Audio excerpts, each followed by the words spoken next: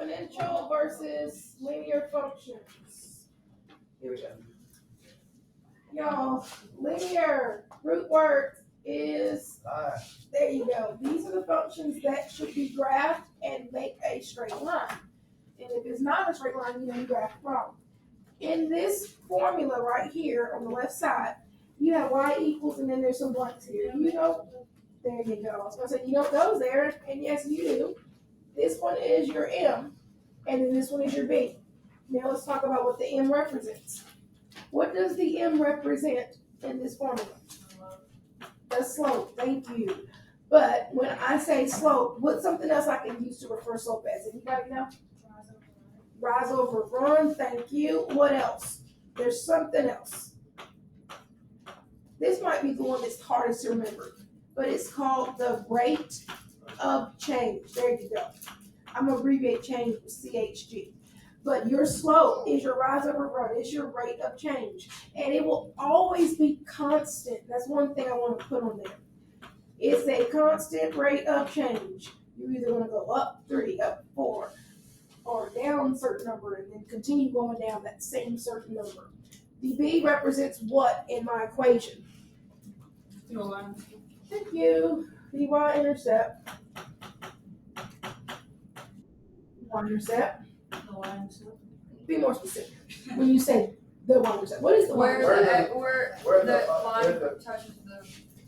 Thank you.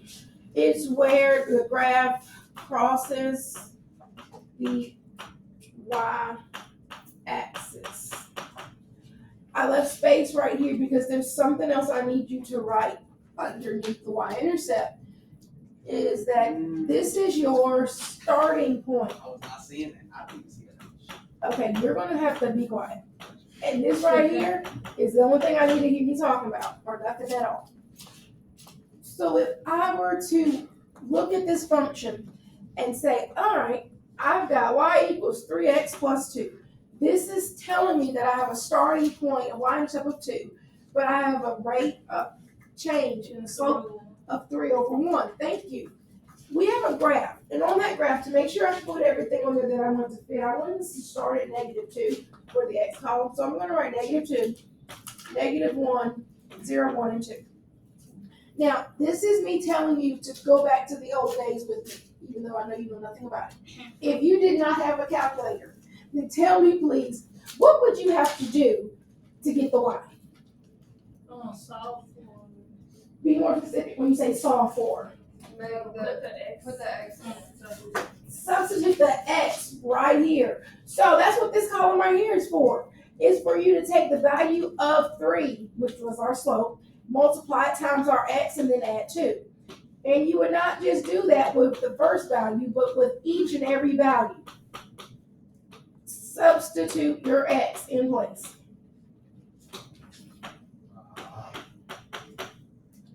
Thankfully, we can use a calculator to double check our work, but I want you to actually do the work this time.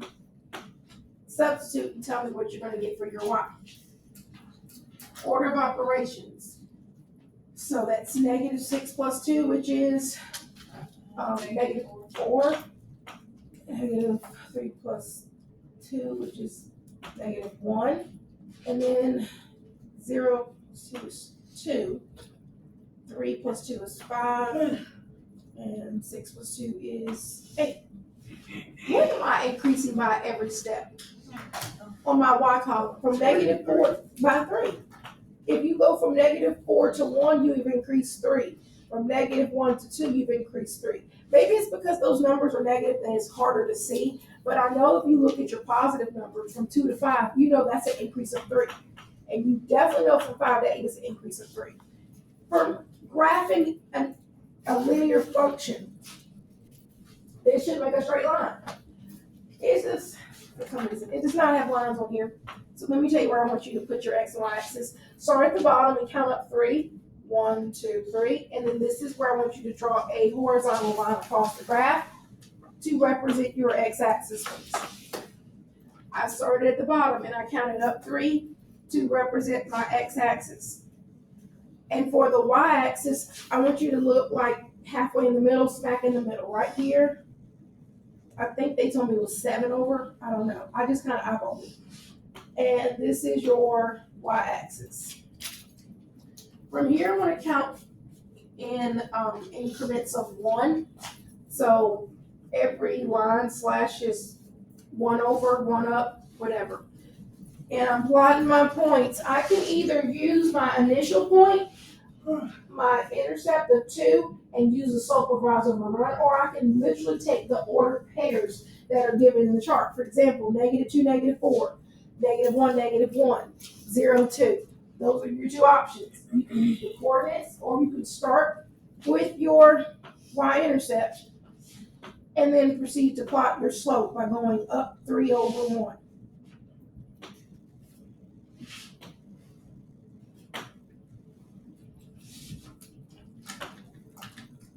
And that's all that fits, because the -2 won't fit on there.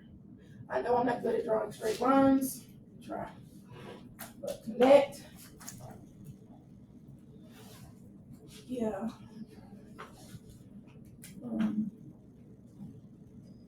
That's not much better, but they're usually in your function. Constant rate of change must make a straight line. Exponential. That's what we started talking about in Unit 7. Exponential functions are functions that are not going to make straight lines. They're a little different. But there's some things that are kind of the same with linear functions. In case you don't remember, let me give you a little reminder. The value that's right here is our A. The value that right here is our B. And I'm curious to know, do you remember what the A represents? It's our starting amount. Good job. It's our starting point. It's our initial amount. That's what I think was in the notes the other day. It's our initial amount, starting point, same thing. Probably should have wrote starting point, but which means if I were putting it on a graph, this would have to be our y-intercept. Now the value of the B. Any guesses what that represents?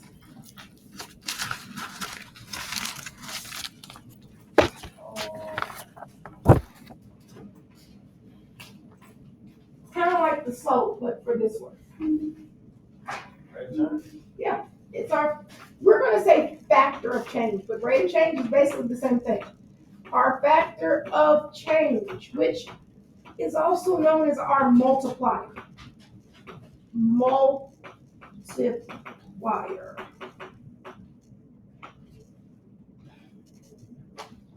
So I've got kind of the same, just a little bit different. And this time we're going to do the same thing. Start with -2. Was that -2? Yeah. Start with -2 and go down -1, 0, 1, and 2. From here, I am simply substituting the value of x where your exponent belongs. So I've got 2 times 3 to the power of -2. You're most likely going to want to use your calculator for that, because I'm thinking that you might not remember how to do negative exponents. The other day when we had that for y'all work, I remember y'all were like, you didn't remember negative exponents. So you can put that in your calculator. 2 times 3 to the power of 0. 2 times 3 to the power of 1. And then 2 times 3 to the power of 2. If you put it in your calculator, you're going to get a decimal number for the first 2, I believe. Let me know when you get it. That's it. This one's going to be 0.2 repeating, which is the same thing if I were to write it as a fraction as 2 over 9, but it's so much easier to graph as 0.2 repeating. The next one should be, I think, 0.6 repeating. And please don't tell me about the 7 that's at the end. I know that's there because they rounded it off, okay? If this was written as a fraction, it would have been 2 over 3. I probably should have put that there because it's going to run into what I'm doing with my work on the multiplier, so I'm going to take that off. And then this one's get a little bit easier because this is gonna just be 2 and the next one. And then there we go. I know the decimals and fractions are harder to see. So if I asked you for the multiplier, what would you tell me the multiplier is? What are we multiplying by? By 3. Because this right here, 2/9 by 3 is 2/3. This one, 2/3 by 3 is 2. So much easier to multiply 2 times 3 and get 6. And then 6 times 3 and get 18. So much easier. Fractions are not as easy to look at and be able to multiply in your head. So for this, when you plot your points, we gotta number it a little differently because 18 is gonna not fit if we count by ones. Do the same thing as before. Start at the bottom and then count up 3 places for your x-axis. So this is the bottom and that's up 1, 2, 3, your x-axis. And then in the middle, your y-axis. Okay, so messed up. And when I count this time, I want this to be 2. So that would be 4. That would be 6. That would be 8. This would be 10. 12. This would be 14. 16. And then this would be 18. I'm doing that so I would have enough room to go up to 18. However, I don't have to count by that way when I go left and right on my x-axis. This can just be 1. This could be 2, 3, etc. This would be -1, which means this would be -2. And then plot your points. First one is a decimal point, but it's all right. We can still graph that. It's -2 and then 0.2. So I'm going over here, -2. 0.2 is not even at 1, so it's going to be way down here, like almost touching the line. And then -1 and 6/10 is going to be above that, but again, not even halfway in between. The next one's easier. It's the y-intercept. Our y-intercept is at 0, 2. And then we're at 1, 6. Basically, we could just multiply by 3, and you'll know the next one's at 2, 18. What have you noticed about exponential functions? They curve. Yep, they're going to curve every time. But the curve is because we have rapid growth or rapid decay. If you are multiplying by something, you're going to get there a lot quicker than if you're just adding a certain number. Much quicker when you're multiplying. Kind of like the thing we did with the pennies. If you are doubling something, it's going to increase exponentially. So it's going to be a much rapid change. Why?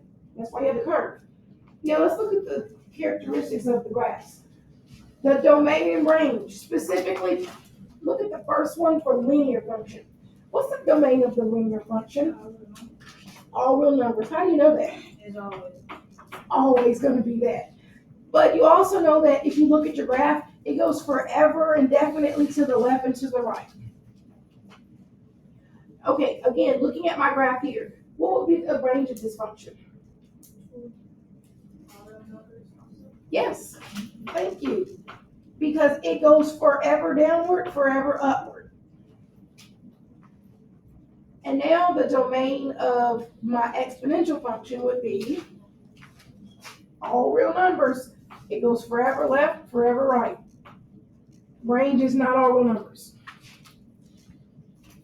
Range is not all real numbers. This is where I need you to reach back into your brain about what we talked about asymptotes. If you did there was some math, you probably know what I'm talking about. When I say the word asymptote, that's going to be the line where it appears to touch, it approaches but never gets to. So what would it be here? 0. Okay, so 0 to infinity, which is the same thing as saying that y is just greater than 0 because it's above there. Either or would work.